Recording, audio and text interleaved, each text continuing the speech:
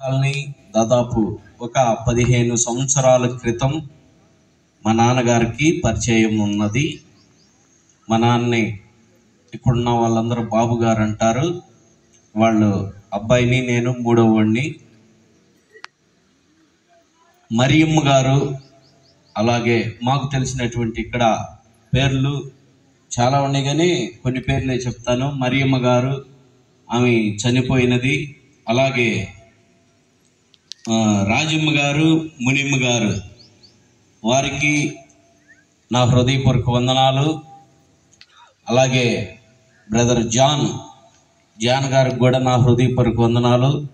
ఈ బేతనీ కాలనీలో ఉన్నటువంటి పెద్దలు, వారి పేర్లు అయితే నాకు తెలియదు కానీ వారందరికి కూడా నా హృదయపూర్వక వందనాలు. అలాగే అన్నయ్యలందరికి కూడా నా హృదయపూర్వక వందనాలు. మంచిది, కొద్ది నిమిషాలు నాకు ఇచ్చినటువంటి సమయంలో కొద్ది నిమిషాలు నేను మీతో దేవుని యొక్క వాక్యాన్ని పంచుకుందాం. నేను పెద్ద స్పీకర్నేం కాదు, నేను మీ అందరికంటే చాలా వాక్య విషయంలో చిన్నవాడిని. సో దేవుడు నన్ను వాడుకుంటున్నాడు కాబట్టి దేవుని యొక్క మాటలు అందించడానికి వచ్చాను. మనకి వెనకాల బోర్డు మూల వాక్యం ఏమున్నది?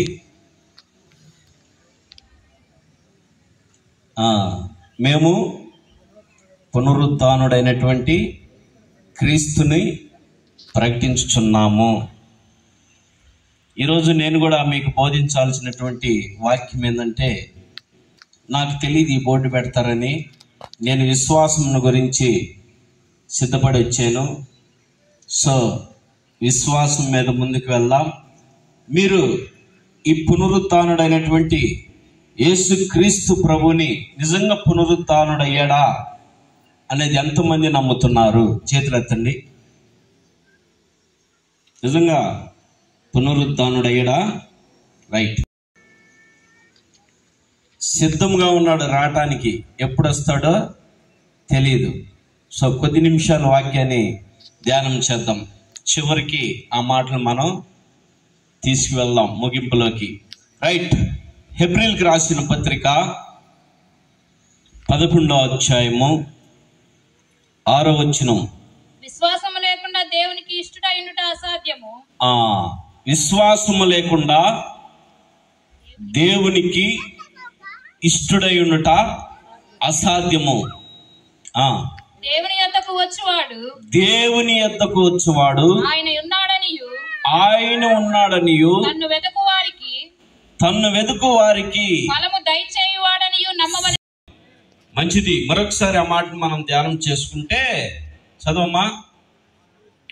విశ్వాసము లేకుండా దేవునికి ఇష్టుడై ఉండట అసాధ్యము. అంటే విశ్వాసము లేకుండా, విశ్వాసం అంటే ఏంటి? విశ్వాసం అంటే ఏంటి?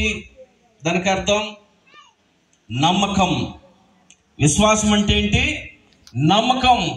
నమ్మకము లేకుండా దేవునికి ఇష్టుడై ఉండుట అసాధ్యం.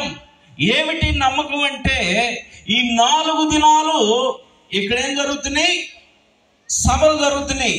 ఈ సభలో నువ్వు పాల్గొంటే నీకేమి జరిగింది?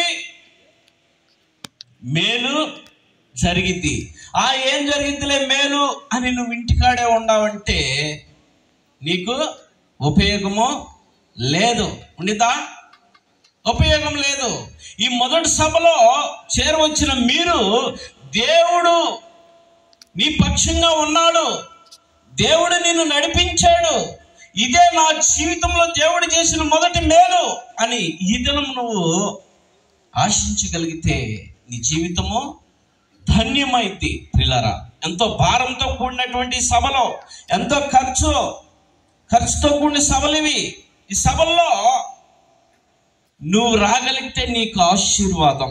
చూడండి, విశ్వాసముతో కూడుకున్న కొంతమంది భక్తులు ఈ యొక్క అధ్యాయంలో లిఖితం చేసాడు అపోస్తలుడైనటువంటి పౌలు గారు. మనము మొదట చూసుకోగలిగితే ఆనోకు 5వ వచనంలో ఉంది, విశ్వాసమును బట్టి ఆనోకు మరణము చూడకుండా కొనిపోబడెను. హల్లెలూయా. విశ్వాసాన్ని బట్టి, విశ్వాసం అంటే నమ్మకం బట్టి దేవుని మీద నమ్మి ఉన్నాడు. దేవుణ్ణి నమ్మాడు ఆయన. ఆనోక్ గారు దేవుణ్ణి నమ్మాడు కనుక ఆ నమ్మకంతో ఆయనతో సహవాసం చేసుకుంటూ ఆయనతో జీవించి ఆయన మరణాన్ని చూడకుండా కొనిపోబడ్డాడు. హల్లెలూయా. ఏం మరణం అది? ఏం మరణం అమ్మా? ఏం మరణం చూడలేదు ఆయన? మనం చూస్తున్నాం మరణాలు ఏంది అమ్మా? శారీరకమైనటువంటి మరణాలు. ఆయన శారీరకమైన మరణం చూడలేదు. ఏం చూశాడు? ఆయన ఆత్మీయంగా దేవునితో కొనిపోబడ్డాడు పిల్లారా. హల్లెలూయా. విశ్వాసం బట్టి దేవుని మీద నమ్మకంతో జీవించాడు ఆయన. ఈరోజు నువ్వెలా ఉన్నావు? దేవుని పట్ల నమ్మకంగా ఉన్నావా? దేవుడు నీకు చేస్తున్నటువంటి మేలుల్లో, దేవుడు నీకు చేస్తున్నటువంటి ఆశీర్వాదాలు, దేవుడు నీ కుటుంబం పక్షం చేస్తున్నటువంటి ఆశీర్వాదాలు, నీ బిడ్డల పక్షంగా చేస్తున్నటువంటి ఆశీర్వాదాలు, ఇవన్నీ చూస్తూ నువ్వు దేవుని పట్ల నమ్మకంగా ఉండవా? నమ్మకంగా జీవిస్తున్నావా? నమ్మకంగా జీవించు. నమ్మకంగా జీవిస్తే నువ్వు కూడా పరలోకానికి వెళ్తావు నువ్వు. పిల్లరా, చూస్తే ఆనోకు మరణము చూడకుండా కొనిపోబడ్డాడు. ఎంతమంది మరణం చూడకుండా కొనిపోబడ్డారు చెప్పండి? నేటి వరకు, ఈ రోజు వరకు ఎంతమంది మరణం చూడకుండా కొనిపోబడ్డారు? ఎంతమంది కొనిపోబడ్డారు? ఎంతమంది అమ్మా? ఇద్దరు. ఎవరెవరు? ఏలియా, హానోకును చూసుకున్నాం. ఇప్పుడు ఏలియాను చూద్దాం. ఏలియా కూడా మరణము చూడకుండా కొనిపోబడ్డాడు. ఏలియా చేసిన పని ఏంటి?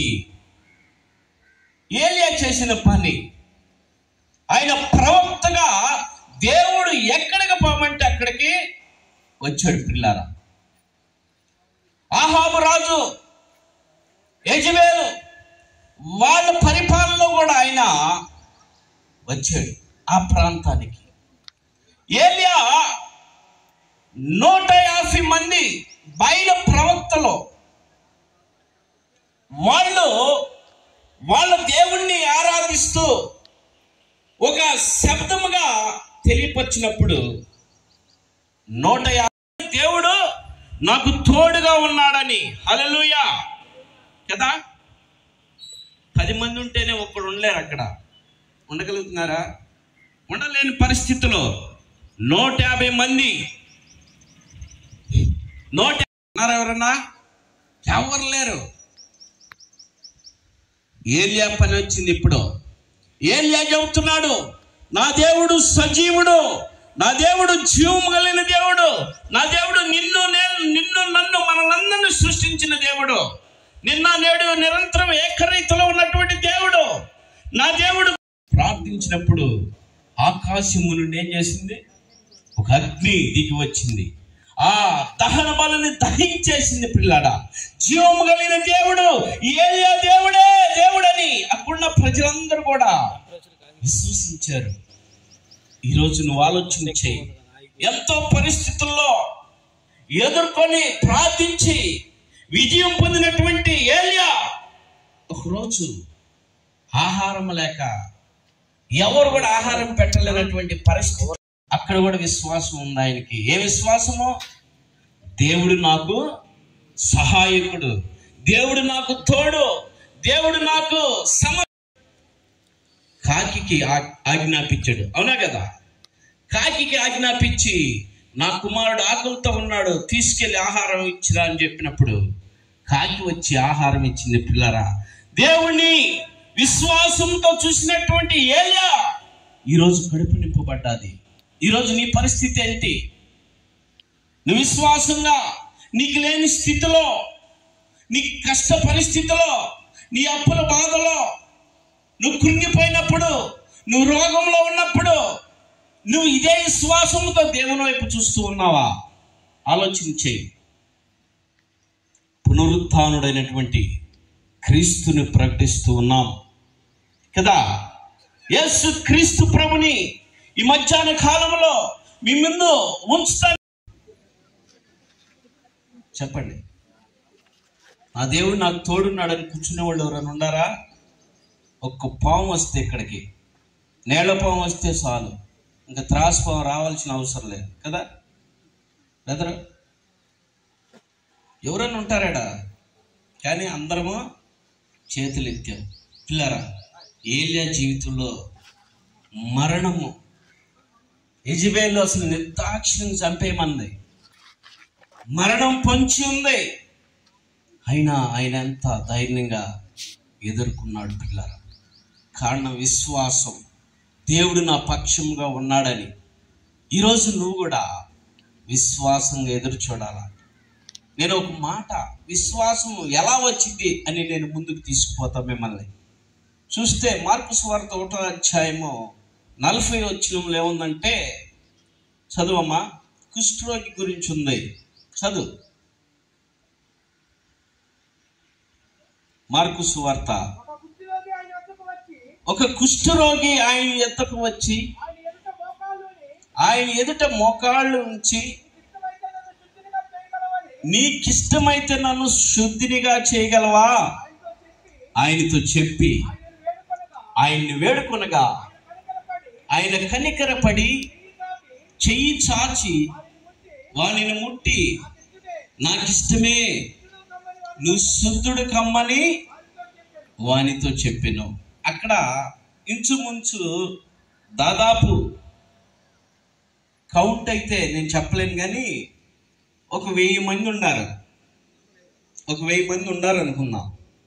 ఈ 1000 మందిలో ఆ కుష్ఠరోగి యేసు క్రీస్తు ప్రభు దగ్గరికి వచ్చాడు. భయముతో వచ్చాడు, భక్తితో వచ్చాడు. చూడండి ఆయన విశ్వాసం.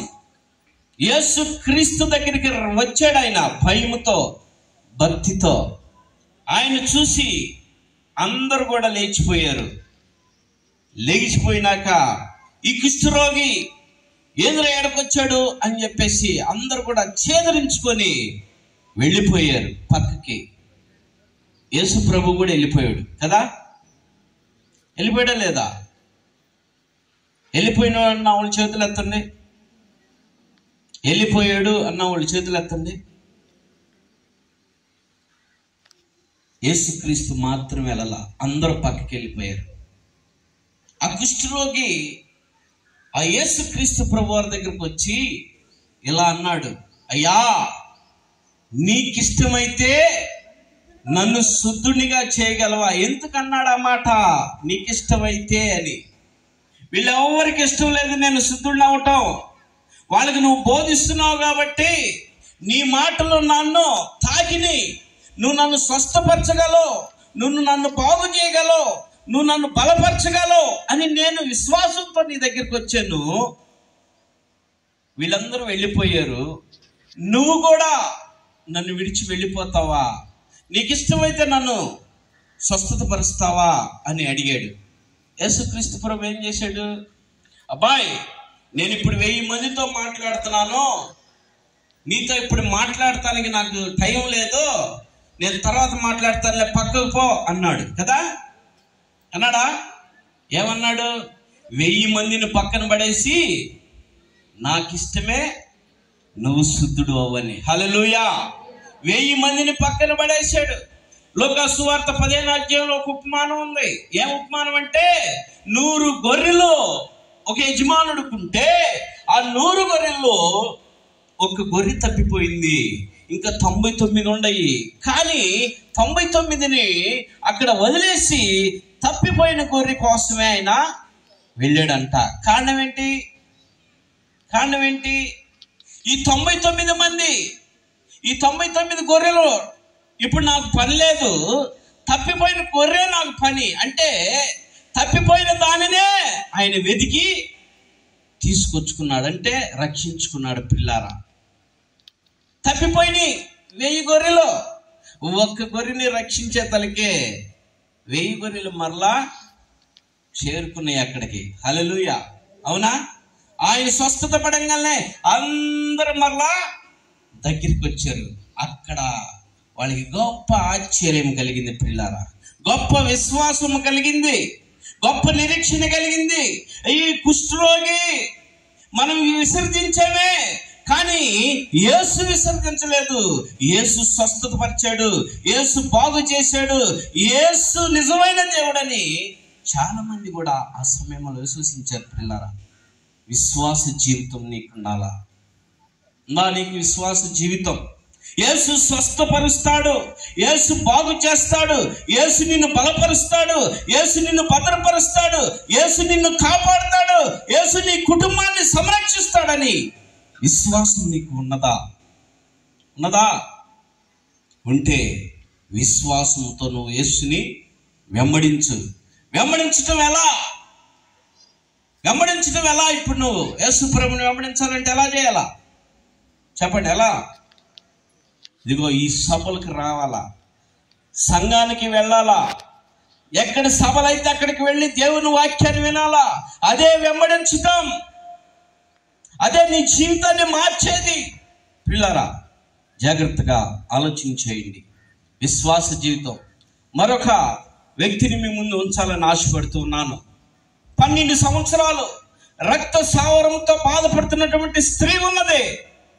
ఆమె ఎంతో వైద్యంతో ఖర్చు పెట్టింది, వైద్యం చేయించుకుంది, ఎంతో డబ్బులు ఖర్చు పెట్టింది, ఎంతమంది డాక్టర్ల దగ్గరికి తిరిగింది. ఎక్కడ కూడా ఆమె స్వస్థత పొందలేకపోయింది. పొందిందా? విడుదల పొందలేకపోయింది. ఎక్కడ ఆమెకి విడుదల రాలా. ఎంతో డాక్టర్ల దగ్గరికి పరుగులు తీసింది. కానీ ఒకరోజు యేసుక్రీస్తు ప్రభువారు ఆమె వీధుల్లోకే, ఈ బేతనీ కాలనీలోకే, ఈ సచివాలయం ప్రాంగణంలోకి వస్తున్నాడన్న మాట విన్నది. విన్నాకేం చేసింది? డాక్టర్ల దగ్గరికి వెళ్ళింది కదా, వైద్యుల దగ్గరికి వెళ్ళింది, ఎంతో డబ్బు ఖర్చు పెట్టింది, అన్ని సార్లు పరిగెత్తింది. కానీ యేసు ప్రభు వస్తున్నాడు ఈ బేతనీ కాలనీ, ఈ సచివాలయం గ్రౌండ్ లోకి వస్తున్నాడు అనే సంగతి ఆమె విని ఈ సభల్లోకి నేను వెళ్ళాలని తీర్మానం చేసుకుంది. ఈ సభలోకి వెళ్తే చాలు, ఈ సభలోకి వెళ్తే ఆయన నేను ముట్టినట్టే అని సభలోకి వచ్చింది. పిల్లారా, అక్కడ ఉన్నటువంటి ఆయన వెళ్తున్నటువంటి మార్గంలో ఆమె ఇంటికాడ నుంచి ఎంతో కష్టం కదా, ఒక పక్క బాధ, నొప్పి, బ్లడ్ కారుతూ ఉంటుంది, గుడ్లన్నీ పాడైపోతూ ఉన్నాయి. అయినప్పటికీ ఎవరిని చూడలామే. ఎవరిని చూసింది? యేసుక్రీస్తునే చూసింది. ఎవరిని పట్టించుకోలా. అంతకుముందు అందరిని పట్టించుకుందామే. ఎవరిని పట్టించుకోకుండా నొప్పైనా, రక్తం పోతున్నా, భారమైనా, సిగ్గైనా విడిచిపెట్టి ఆ మగవాళ్ళందరూ కూడా ఆ యేసుక్రీస్తు ప్రభువుతో వెళ్తున్నప్పుడు ఆమె ఆడదైనప్పటికీ కూడా వెళ్ళి ఆయన చెంగుముడితే చాలనుకుంది. ఎంతోమంది నెట్టేసి ఉండొచ్చు, మ్యాక్సిమం నెట్టేరా. యహలోక అధికారి ఎవరన్నా వస్తే ఆయనతో ఫోటో దిగాలని, ఆయన షేక్ ఇయ్యాలని మా ఫోటోలను ఇసిరేస్తా ఉంటారు కదా అమ్మా, దోషపడేస్తారు మా ఫోటోలు. మేము కూడా, మాకు కూడా ఆశేగా వెళ్ళి షేక్ ఇద్దామని, మాకు కూడా ఆశే. కానీ మమ్మల్ని ఏం చేస్తారో మంచోళ్ళు నెట్టేస్తా ఉంటారు, అవునా కదా. అటు మామూలు కూడా నెట్టేసి ఉండొచ్చు. కానీ ఆమె తీసుకున్నటువంటి నిర్ణయం ఏంటి చెప్పండి? ఆ విశ్వాసం ఏంటి? ఆ చెంగును ముడితే చాలు. నేను ఏం చేసింది? చెంగును ముట్టింది. హల్లెలూయా. ఇంటికాడ ముట్టిందా? ఎక్కడుండి ముట్టింది? మీటింగ్లో కదా, మీటింగ్లో ముట్టింది ఆమె. ఆయన వెళ్తూ ఉండగా, ఈ మీటింగ్ జరుగుతూ ఉండగా, తళ్ళు జనాలు ఉండగా వెళ్ళి వెనకాలగా వెళ్ళి ఆ నేల మీద పడి ఆ చెంగును ముట్టుకుంది. హల్లెలూయా. చెంగును ముట్టుకోగలనే వెంటనే ఏం జరిగింది? ఆ రక్తధార కట్టింది. ఆ నొప్పి నివారణ అయిపోయింది. నొప్పి పోయింది, రక్తం ఆగిపోయింది. ఆశ్చర్యపడిపోయింది ఆమె. ఏందిరా బాబు, నేను ఇంతకాలం నేను ఎక్కడున్నాను, ఎంతో డబ్బు ఖర్చు పెట్టాను, ఎంతో మంది డాక్టర్ల దగ్గరికి వెళ్ళాను, ఎవరెవరో మాటలు విన్నాను, కానీ ఇదిగో నేను మనసులో అనుకున్నాను, హృదయంలో అనుకున్నాను, వెళ్ళి చెంగును ముట్టాను, వెంటనే నాకు ఈ స్వస్థత కలిగింది. ఈయన నిజమైన గొప్ప ఆశ్చర్యకరుడు, గొప్ప అద్భుతకరుడు, సజీవుడైన జీవం కలిగిన దేవుడని యేసుని గుర్తెరిగింది. హల్లెలూయా. విశ్వాసం అంతగా నడిపించేది పిల్లారా. విశ్వాసము అంతా ముందుకు తీసుకువెళ్ళింది. విశ్వాసం అంటే నమ్మకం. గుర్తుపెట్టుకోండి, ఈ 4 దినాలు సభలో నువ్వు వ్యర్థంగా ఇంటికాడ ఉంటే నీ జీవితంలో అద్భుతాలు ఎందుకు జరుగుతాయా? నీ జీవితంలో ఆశ్చర్యాలు ఎందుకు జరుగుతాయా? నువ్వు ఒక్క దినం పోగొట్టుకున్నట్టే కదా. నువ్వు ఇంటికాడ ఉన్నటువంటి వారు వినండి, ఒక్క దినం నీ జీవితంలో అద్భుతం పోయినట్టే. ఒక్క దినం దేవుని దృష్టిలో 1000 సంవత్సరాల కంటే శ్రేష్టమైంది కదా. ఈ దినం నువ్వు పోగొట్టుకున్నావు కదా, ఈ సభలో నువ్వు లేవు కదా, నీ ఆశీర్వాదాలు నువ్వు పోగొట్టుకున్నట్టే. నీకు విశ్వాసం ఉండొచ్చు, నమ్మకం ఉండొచ్చు, కానీ నీలో క్రియ లేదు, నువ్వు రాలేదు దేవుని సన్నిధికి కదా. విశ్వాసం అంటే ఏంటి? నమ్మకం. క్రియ లేకపోతే విశ్వాసము మృతం. నువ్వు నమ్మావు, విశ్వసించావు, కానీ నువ్వు క్రియ చేయకపోతే వేస్ట్. విశ్వాసం కోల్పోయినట్టే, నీకు ప్రతిఫలం దొరకదు. మరొక మాట నేను మీకు చూపించాలని ఆశపడుతున్నాను. వాక్యం కాదు, వాక్యంలో ఉన్న సంగతి రెఫరెన్స్లు ఇవ్వట్లేదు, సమయం అయిపోతూ ఉన్నది. మరొక వ్యక్తిని, జక్కయ్య గురించి ఎంతమందికి తెలుసు? పొట్టి జక్కయ్య గురించి చాలా మందికి తెలుసు, వింటానే ఉన్నాం మనం కదా. ఆయన చరిత్ర చెబుతున్నా నేను. పొట్టి జక్కయ్య ఆ కాలనీలో ఉన్నవాడు, వడ్డీ వ్యాపారస్తుడు, ధనవంతుడు. అక్కడ యేసు ప్రభు వస్తున్నారన్న మాట ఆయన చెవులు పడింది. అందరికీ డబ్బులు ఇచ్చేవాడు ఆయన, వడ్డీ వ్యాపారస్తుడు. ఆయన చెబితే చాలా మంది రాగలరు కదా. అలాంటి జక్కయ్య ఏం చేశాడంటే, యేసుక్రీస్తు ప్రభు మన బేతనీ కాలనీ వస్తున్నాడు అనే మాట విన్నాడు. విని ఆయన ఏం చేశాడు, ఆయన హైట్ చూసుకుంటే పొట్టివాడు, నాకు లాంటి వాడు, నా అంత హైట్గా ఉండే యేసు ప్రభు నేను చూడలేను. చాలా మంది గుంపులుగా ఉంటారు, నేను చూడలేను, కానీ నేను చూడాలా ఆయన్ని. నేను చూడాలంటే ఏం చేయాలని ఆలోచన చేశాడు. అక్కడ ఒక చెట్టు చూసుకున్నాడు, ఆ చెట్టు పేరు మేడి చెట్టు. ఆ చెట్టు ఎక్కాడు. చెట్టు ఎక్కగానే యేసుక్రీస్తు ప్రభు వారు వస్తూ ఉన్నాడు, కనపడ్డాడు ఈయనకి. ఈయన కనపడి చెట్టు ఎక్కగానే అందరికంటే హైట్ కదా ఈయన, అవునా కదా. మామూలు నేల మీద అయితే పొట్టాడు, చెట్టు ఎక్కితే అందరికంటే పెద్దోడు అనమాట, చాలా హైట్ ఉన్నాడు కదా. ఆహా, నాకు యేసుక్రీస్తు ప్రభు కనపడ్డాడు అని సంతోషంతో ఉన్నాడు పిల్లరా. యేసు ప్రభు వస్తూనే ఉన్నాడు. దగ్గరికి వచ్చాడు, ఈయన చెట్టు మీదే ఉన్నాడు, కిందకు చూస్తున్నాడు. యేసు ప్రభు వచ్చాడు, చెట్టు కాడికి వచ్చాడు. చెట్టు కాడికి రాగానే పైకి చూశాడు. పైకి చూడంగానే, జక్కయ్య పైన ఉన్నావు ఎందుకో, దిగిరా, నేను నేడు నీ ఇంటికి రాబోతున్నాను, మీ ఇంట్లో భోజనం చేయబోతున్నాను, భోజనం నాకు సిద్ధపరచు, నేను మీ ఇంటికి వస్తున్నాను అన్నాడు. అబ్బా, ఎంత ఆనందమో! ఫస్ట్ మాటకే ఆనందం కలిగి ఉండొచ్చు మ్యాక్సిమం. ఏంటది ఫస్ట్ మాట? జక్కయ్య అని పేరు పెట్టి పిలవటమే. యేసుప్రభు ఎక్కడోడో, ఈయనేమో లోకలోడు, ఈయన పేరు చెప్పేవాళ్ళు ఎవరున్నారు? ఈయన పేరు చెప్పేవాళ్ళు అయితే ఆయన చెట్టు ఎందుకు ఎక్కేవాడు? ఎవరు ఈయన పేరు చెప్పరు. అట్లాంటిది ఈయన పేరు పెట్టి పిలవంగానే ఆయనకి ఇంకా గొప్ప ఆనందం కలిగింది. నా పేరు పెట్టి పిలిచాడంటే ఈయన గొప్ప ప్రవక్తే కదా నా ఆలోచన చేశాడు. వెంటనే దిగేశాడు. మనమైతే జగన్ పిలవంగానే పైనుంచి దూకేస్తాం, అంతేనా కదా? అవునా కదా? ఊరక చిన్న ఎగ్జాంపుల్, జగన్ మనం పిలిచారనుకో పేరు పెట్టి ఏం చేస్తాం? అబ్బా, దూసుకుపోతాం. అట్టనే జారాడు, దిగేసాడు. దిగంగానే జక్కయ్యతో అంటున్నాడు, అయ్యా నీ ఇంటికి నేను రాబోతున్నాను, నీ ఇంటికి నేను రాబోతున్నాను అనగానే జక్రియకి ఆనందం కలిగింది. రండి వెళ్దామని ఎంట పెట్టుకుని వెళ్తుంటే ఖాళీలో ఉన్న వాళ్ళందరూ ఏమంటున్నారు తెలుసా? వీడింటికి వెళ్తున్నాడు ఏంది ప్రభువు, యేసు ప్రభు ఇప్పుడు దాకా ఎన్ని అద్భుతాలు చేశాడు, ఎన్ని ఆశ్చర్యాలు చేశాడు, ఎన్ని దెయ్యాలను వదిలించాడు, ఎన్నో రోగులను స్వస్థపరిచాడు, ఎంతమందికి మేలు చేశాడు. ఈ పాపిష్టుడు ఇంటికి వెళ్తాడండి, ఈ అప్పులోని ఇంటికి వెళ్తాడండి, ఈ వడ్డీ వ్యాపారుడు ఇంటికి వెళ్తాడండి, అక్కడ భోజనం చేస్తానంటున్నాడు ఏందని అందరూ సనుక్కుంటాం ప్రారంభించారు కదా. దెబ్బ అయితే దూరం అయింది, మాట అయితే లటక్కన గుచ్చుకునేది. అవునా కదమ్మా? నేను కొడతాను అనేదానికంటే మాట అంటేనే ఫాస్ట్గా తగిలిద్ది. అవునా కదా? ఈ మాటలు అంటుంటే ఈ మాటలు ఆయన గుండెల్లో గుచ్చుకుపోయినాయి. జక్రియని పాపిస్తాడు అన్నారు, జక్రియని వడ్డీ వ్యాపారస్తుడు అన్నారు, జక్రియని అన్ని తింటారు.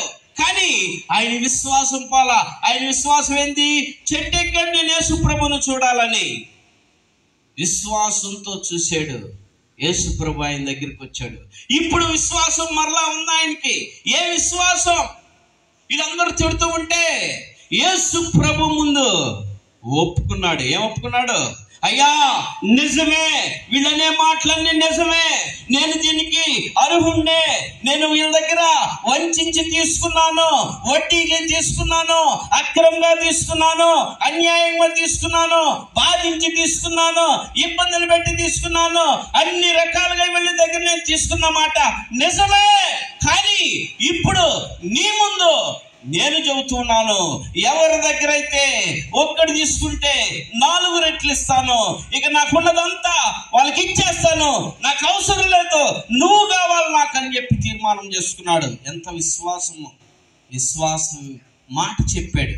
అంతేనా? అంతేనా చెప్పింది? మాట చెప్పాడు. మాట చెప్పిన తర్వాత క్రియ చేశాడు. హల్లెలూయా! ఇచ్చేసాడు. యేసుక్రీస్తు ప్రభు అన్నాడు, అబ్బా అబ్బా అన్నాడు. పిల్లారా, ఎంత విశ్వాసం, ఎంత నిరీక్షణ! జక్రియా, నీ ఇంటికి భోజనానికే కాదు, నీ కుటుంబం అంతా రక్షణ నేడు, మీరందరూ రక్షింపబడతారు, మీరందరూ నా పరలోకంలో ఉంటారు. వెంటనే తీర్మానం ఆయనకి దొరికింది. హల్లెలూయా! అన్నాడా లేదా? నీ ఇంటికి రక్షణ. మనం రక్షింపబడటానికే ఈ సభలో. అవునా? నీ ఇంటికి రక్షణ వద్దా? నువ్వు రక్షింపబడాలంటే ఏం కావాలి నీకు? పునరుద్ధానుడు అయ్యాడా లేదని విశ్వసించాలా. విశ్వాసాన్ని నమ్మకాన్ని క్రియపూర్వకంగా ఈ ఎండైనా సరే ఈ సభలో కూర్చొని దేవుని సేవకులు చెప్పే మాటలు వినాలా. ఆ మాటలు నీ జీవితాన్ని మార్చేస్తాయి. హల్లెలూయా! నీ జీవితాన్ని మార్చాలంటే దేవుని మాటలు వినాలా. అవునా కదా? సెల్ ఫోన్లో ఐడియా, సిమ్ ఒక ఐడియాని నీ జీవితాన్ని మార్చేస్తుంది. అవునా కదా? దేవుని వాక్యము నీ జీవితాన్ని మార్చేసింది. పిల్లారా, మరేది నిన్ను మార్చలేదు. ఎంతమంది వచ్చి చెప్పినా మానవదు. దేవుని వాక్యమే నీ జీవితాన్ని మార్చేది. అందుకని కీర్తనకారుడు 119:50 వచనంలో ఏమనుందంటే ఆ మాట, నీ వాక్యమే నన్ను బ్రతికించును, నా బాధల్లో అది నాకు నెమ్మది చేకూర్చును. హాస్పిటల్ మరణ పడకలో ఉన్నవాడికి కేజీ బంగారం తీసుకెళ్ళి లేక 1 కోటి రూపాయలు తీసుకెళ్ళి నీకు ఇచ్చాడయ్యా జగనీమన్నాడు అని ఇస్తే వాలంటీర్ ఏం చేస్తాడు? నాకొద్దయ్యా బాబు, నాకొద్దు బాబు అని కేకలు పెడతారు కదా. ఒక పాస్టర్ వెళ్ళి, అయ్యా నీకేమీ ప్రాబ్లం లేదు, యేసయ్య నీ కొరకు పునరుత్థానుడు అయ్యాడయ్యా, నీ కొరకు జీవము కలిగిన దేవుడు రెడీగా ఉన్నాడు నేను స్వస్థపరచడానికి. ఆయన నువ్వు విశ్వసించగలిగితే, ఆయన నువ్వు నమ్మగలిగితే, నీ రక్షణను ఆయన దగ్గర వేడుకోగలిగితే ఆయన నిన్ను స్వస్థపరుస్తాడు, మరణ పడకలో నుంచి లేవనెత్తుతాడు, నిన్ను స్వస్థపరిచే దేవుడు, ఏకైక దేవుడు ప్రభువైన యేసుక్రీస్తు, పునరుత్థానుడైనటువంటి దేవుడు. ఆయన్ని ప్రకటిస్తానికి మేము వచ్చామయ్యా అని నీకు చెప్పగలిగితే నీకెంతో ఆనందంగా ఉంటుంది. హల్లెలూయా! అవునా కదా? నిజమే కదా? నిజం పిల్లరా. అలాంటి పరిస్థితుల్లో నువ్వు ఉన్నావా? నీకు సువార్త వినపడట్లేదా? నీకు సువార్త కరువైందా? చెప్పు. నాకు తెలిసి 50 సంవత్సరాల క్రితం ఒక తల్లి పాట రాసింది. ఆమె బ్లైండ్, పేరు వినే ఉంటారు, చంద్రలేలని. ఆమె ఏమి రాసిందంటే, హృదయాంతర్యములో నే కృంగిన సమయమిది, హృదయాంతర్యములో నే కృంగిన సమయమిది, వినిపించుచున్నది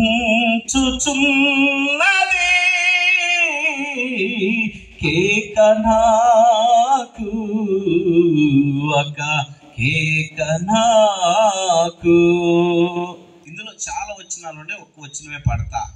నాకు కను దృష్టి ఉన్నంత వరకు చదవలేదు నీ వాక్యమో, నాకు కను దృష్టి ఉన్నంత వరకు చదవలేదు నీ వాక్యమో, దృశ్యంతా పోయాక, దృష్టంతా పోయాక చదవాలని ఉంది నీ వాక్యము, వినిపించుచున్నది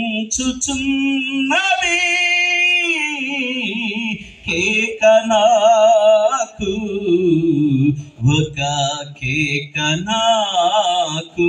చూడండి, కను దృష్టి ఉన్నంత వరకు ఏం చూస్తాము? అత్తా కోడలు, మొగల రేకులు, ఇంకేమున్నాయమ్మా? అత్తా కోడలు, మొగల రేకులు, ఇంకేమేమి ఉన్నాయి? సాయంకాలం వచ్చాయి అన్నీ చూస్తాం. Morning show, matinee, first show, second show లాగా అన్నీ చూస్తాం. తీరా బైబిల్ చూసేతలకి కళ్ళు కనపడక కళ్ళు పోయినాక అప్పుడు అనిపించిద్దామో బైబిల్ చదవాలని కదా. ఎట్టా చూసుకుంటూ పోతే చాలా వచనాలు ఉన్నాయి, పాడితే సమయం లేదు. అయ్యగారు నాకు ఇచ్చిన సమయం అయిపోతూ ఉన్నది. ఇంకా 2-3 మాటలు నేను మీతో ఉంచి ముగిస్తాను. అబ్రహాము తీసుకుందాం. అబ్రహాముని దేవుడు పిలిచాడు. ఎక్కడికి పిలిచాడు? అబ్రహాం, నేను చూపించే దేశానికి నువ్వు వెళ్ళిపో, నువ్వు వెళ్ళిపో అని చెప్పినప్పుడు ఎవరిని విడిచిపెట్టమన్నాడు? నీ తల్లిదండ్రుల గృహం, నీ బేతని కాల్ని, లేక నీ బంధువుల్ని. నానా, నేనిక వెళ్ళిపోతూ ఉన్నాను, నాకు ఒక దేవుడు పరిచయం అయ్యాడు, ఆ దేవుడు నన్ను పిలుస్తూ ఉన్నాడు, మీ నాన్న గృహం విడిచిపెట్టమన్నాడు, మీ ఊరిని విడిచిపెట్టమన్నాడు, వచ్చేయి అన్నాడు. నేను వెళ్ళిపోబోతున్నాను నాన్న అంటే వాళ్ళ నాన్న కూడా చెప్పాడు, ఈ ఆడికి వెళ్తావరా, ఎండలో ఇల్లు వదిలిపెట్టి ఆడికి వెళ్తావరా, ఆస్తి వదిలిపెట్టి ఆడికి వెళ్తావరా, అన్నదమ్ములు వదిలిపెట్టి ఆడికి వెళ్తావరా, బంధువులు వదిలిపెట్టి ఆడికి వెళ్తావరా అన్నాడు. నో, మీరెవరు నాకు అవసరం లేదు, నాకు దేవుడు ఉన్నాడు, క్రొత్త దేవుడు నాకు పరిచయం అయ్యాడు, ఆయనతో నేను వెళ్ళిపోతున్నానని చెప్పేసి వెళ్ళిపోతూ భార్య దగ్గరికి వెళ్ళాడు. భార్య ఎవరు? హాగరు కదా. అవునా? పేరు చెప్పు, మైక్లో చెప్పు. హాగరా కాదా? చెప్పు, మైక్లో చెప్పు, పేరు చెప్పు. హాగర్ దగ్గరికి వెళ్ళిపోయాడు. చెప్పు, మైక్లో చెప్పమ్మా. ఏం పేరు చెప్పు? వెరీ గుడ్, హల్లెలూయా. వింటున్నారు? నిద్రలో 3 రకాల నిద్రలు ఉన్నాయి. ఒకటి శాశ్వతమైన నిద్ర, 2 ఇంట్లో నిద్రపోయేది, 3 ప్రార్థనలకు వచ్చి నిద్రపోయేది. ప్రార్థనలకు వచ్చి నిద్రపోయేది ఎలా అంటే, నిద్రపోవటం కాదు, కళ్ళు తెరిసే పాస్టర్ గారి మాటలు వింటారు, కానీ ఇక్కడ మాత్రం ఉండరు. ఎక్కడ భోజనాలు ఏం చేస్తున్నారు మన కొరకు? అమ్మా, భోజనాలు ఏం చేస్తున్నారు మన కొరకు? వాటి కోసం ఎదురు చూస్తూ ఉంటారు, మనసు ఆడికి వెళ్ళిపోయింది. సో దయచేసి 3 మాటలు మాత్రం వినండి, నా వైపు చూడండి, నేను చెప్పే మాటలే వినండి, మెలకుగానే ఉండాలి. దేవునికి స్తోత్రం, హల్లెలూయా. పెద్దగా చెప్పు, హల్లెలూయా. నిద్రపోయే వాళ్ళు చెప్పండి, హల్లెలూయా. రైట్, మంచిది. శారా దగ్గరికి వెళ్ళాడు. శారా దగ్గరికి వెళ్ళి శారా చెప్తాడు, శారా, నాకు కొత్త దేవుడు పరిచయం అయ్యాడు, మా నాన్న గృహాన్ని విడిచిపెట్టమన్నాడు, బంధువుని విడిచిపెట్టమన్నాడు, ఊరిని విడిచిపెట్టమన్నాడు, నేను చూపించే దేశానికి వెళ్ళిపోమన్నాడు, నేను బయలుదేరుతున్నాను శారా, నువ్వు వస్తావా రావా? శారా అంది స్టార్టింగ్ లో, ఊరిగా ఏసీని మొదలు ఆడరామంటావు, నీతో అసలు ఎవరు కొత్త దేవుడు అంటావు అని శారా కొంత ఆయన బ్రేక్ ఇచ్చింది. ఎవలా బ్రేక్ ఇచ్చింది? కాదు, నువ్వు వచ్చినా సరే నువ్వు రాకపోయినా సరే నేను వెళ్ళేదే నాకు క్రొత్త దేవుడు పరిచయం అయ్యాడు, నేను వెళ్తున్నాను అని చెప్పేసి మూటములు సర్తంగాలే సారా అనుకుంది. పాపం పోతే పోయిందిలే, ఈ ఊరు ఆయన ఉంటే చాలు, నాకు ఏం పెడతాడు ఏం పెట్టకపోయినా పర్వాలేదు, ఆయనతో పాటు వెళ్దామని డిసైడ్ అయిపోయింది సారా. పాపం ఇద్దరు బయలుదేరారు. వీళ్ళు వెళ్తుంటే వీళ్ళు వెనకాల కూడా కొంతమంది బయలుదేరారు. విశ్వాసంగా వీళ్ళు నమ్ముకొని వెళ్ళారు వెనకాల వాళ్ళు. ఈయనేమో దేవుడి మీద విశ్వాసంతో వెళ్తే సారేమో అబ్రాహాం మీద విశ్వాసంగా వెళ్ళింది. కానీ వెనకాల వాళ్ళందరూ అబ్రాహాం మీద విశ్వాసంతో వెళ్ళారు. వెళ్తా ఉన్నారు. ఇంటికాడ అన్ని దొరుకుతున్నాయి. పాపం ఇదిగో మామిడికాయ చెట్టు, మామిడికాయలు అన్ని కాయలు కాస్తా ఉన్నాయి, అన్ని దొరుకుతూనే ఉన్నాయి. కానీ వాళ్ళు వెళ్తున్నటువంటి మార్గంలో వాళ్ళకి తినటానికి కనీసం ఏ ఆహారం దొరకల, నీళ్లు లేవు, ఎంతో కష్టాలు అనుభవిస్తున్నారు, ఎన్నో బాధలు పడుతూ ఉన్నారు, ఎన్నో ఇబ్బందులు పడుతూ ఉన్నారు. సనుక్కుండొచ్చు, కానీ అబ్రహాంకి సంతోషంగానే ఉంది. వెళ్తున్నాడు, దేవుడు చూపించే దేశం ఏదో కావాలో అని విశ్వాసంగా వెళ్ళిపోతున్నాడు. వెనకాల వాళ్ళు చాలా మంది సనుక్కుండా ఉండొచ్చు. ఈ ప్రార్థనలో కూడా ఇప్పుడు నా గురించి కూడా సనుక్కుంటూ ఉంటారు. మీరు ఏది బాబు ఎంతసేపు చదువుతున్నాడని. అయ్యగారు మీరు ఏమనలేదుగా, ఓకే. అయ్యగారు కూడా సనుక్కోవట్లేదు, అంతే చాలు. హల్లెలూయా. రైట్, సనుక్కుంటా ఉన్నారు. ఆయన నిరీక్షణ ఒకటే, దేవుడు పిలిచాడు. ఇంతవరకు నన్ను ఎవరు పిలవలేదు పేరు పెట్టి. నేను ఎన్నో దేవుళ్ళు మొక్కాను, ఎన్నో కార్యాలు చేశాను, ఎవరు నా పేరు పెట్టి పిలవలేదు. ఈయనెవరో క్రొత్త దేవుడు, నా పేరు తెలుసు, నన్ను ఎరిగి ఉన్నాడు, ఆయన నా పేరు పెట్టి పిలిచాడు కాబట్టి ఈయన చెప్పే దేశాన్ని నేను వెళ్తే అక్కడ ఆశీర్వదించబడతాను. ఆయనకి ముందు ఏమి లేదు ఆశీర్వాదం, ఏం లేదు ఆయనకి ఆశీర్వాదం. అబ్రహాంకి ఇంటికాడ ఉన్నప్పుడు సంతానం లేదు, గుర్తుపెట్టుకుంటా. ఏం లేదు, అన్ని ఉండి కూడా సంతానం లేదు అక్కడ కదా. భార్య బాధలు భరించలేకపోతున్నాడు. పశువుల పిల్లలు కంటే, తోబుట్టువుల పిల్లలు కంటున్నారు, అన్నదమ్ముల పిల్లలు కంటున్నారు. లోతు కుమారుడైనటువంటి ఆయన ఎవరు, లోతు కూడా పిల్లలు కన్నాడు. అందరూ కంటున్నారు, కానీ వీళ్ళకి పిల్లలు లేరు. ఆ శ్రమ ఏడ, ఆ కష్టం ఏడ, బాధ ఏడ ఉంది. అయినప్పటికీ దేవుడు చూపించే దేశానికి వెళ్తూ ఉన్న మార్గంలో విశ్వాసులకు కర్త అయినటువంటి యేసు వైపు ఆయన చూశాడు. హల్లెలూయా. ఎన్ని కష్టాలు వచ్చినా, ఎన్ని బాధలు వచ్చినా, ఎన్ని ఇబ్బందులు వచ్చినా, ఎంత అవమానం వచ్చినా, ఎన్ని నిందలు వచ్చినా, ఎంత మరణాపాయ స్థితి వచ్చినా ఆయన దేవుడిని విడిచిపెట్టకుండా ముందుకు సాగిపోయాడు. పిల్లారా, ఆయన చక్కగా ఆయన గమ్యాన్ని చేర్చుకునేకే దేవుడు ఆయన్ని ఆశీర్వదించాడు. హల్లెలూయా. నేను షార్ట్లో చెప్పేస్తున్నాను, మీ అందరికీ తెలిసిన సంఘటన ఇది. ఆయన్ని ఆశీర్వదించాడు. ఏం ఆశీర్వదించాడు? బయటికి తీసుకొచ్చి చూపించాడు. ఆకాశం వైపు చూడు అన్నాడు. ఇప్పుడు నేను మీకు పై చూపిస్తే ఈ స్టార్లో ఉన్నటువంటి చిన్న స్టార్లు, డైమండ్స్ కనపడితే ఎన్నో లెక్కేనమ్మా, మీరు లెక్కేయగలరా? నేను నైట్ అయితే నక్షత్రాలు చూపించలేను, కానీ ఈ డైమండ్స్ కనపడితే ఎన్ని లెక్కేస్తారా? లెక్కేయలేం కదా. లెక్కేయగలవా? లెక్కేయలేం. స్టార్స్ చూసి నేను ఏడు లెక్క పెడతానయ్యా అన్నాడు. అయితే కింద చూడు అన్నాడు. కింద చూస్తే ఇసుకని మనం లెక్క పెడతావా? లెక్క పెట్టలేం. అంతమంది దేవుని యొక్క కృపను బట్టి నేడు నువ్వు నేను మనమందరం కూడా విశ్వాసులకు తండ్రి అయినటువంటి అబ్రహాం సంతానమే. మనందరిని కూడా ఆయనకి సంతానంగా దేవుడు ఇచ్చాడు. హల్లెలూయా. మరొక మాట నేను చెప్పాలని ఆశపడుతున్నాను. మొదటిది ఇది, కయీను ఏబేలు. కయీనుకి ఏమిచ్చాడు దేవుడు?